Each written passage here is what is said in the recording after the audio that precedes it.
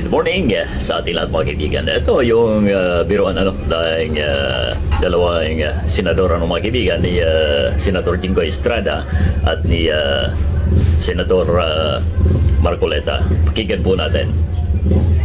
Senator JB Ejercito, the good one. Senator Jingo Estrada, the bad one came at 9:09. So yun mga kaibigan ang biruan ng dalawang senador mga kabalita. The good one and the bad one mga kaibigan. At ito pa yung isang biruan po nila mga kaibigan tungkol doon sa safe na panoorin po natin mga kabalita. Senator Estrada. Mr. Diskaya, sa dami-dami mong binanggit na pangalan na kongresista, isa lang tanong ko, Senador, meron ba? Your Honor, wala po. Safe ka na. Sigurado po. I resent that statement, Mr. Chair. I resent that Safe statement. ka na. Okay. Diba? Safe na.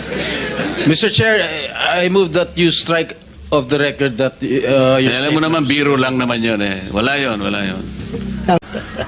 Yan tapos biglang nagsalita si Bryce mga kaibigan at ang sinasabi nga na may kinalaman di umano ito si Senador Jingo at yung si Joel Villanueva mga kaibigan at iba pa pero ano nga ba ang pruweba mga kaibigan.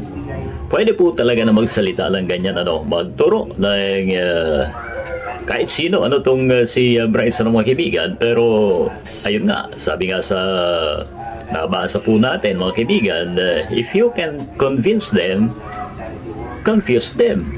So ganun yun mga kaibigan, pwedeng i-divert ang sitwasyon mga kaibigan.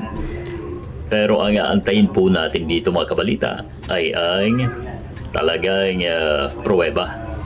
Katunayan, nasangkot nga ang mga binanggit niyang tao mga kaibigan.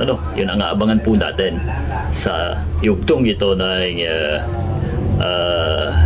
kontrobersyal na mga sangkot sa mga flood control project mga kaibigan.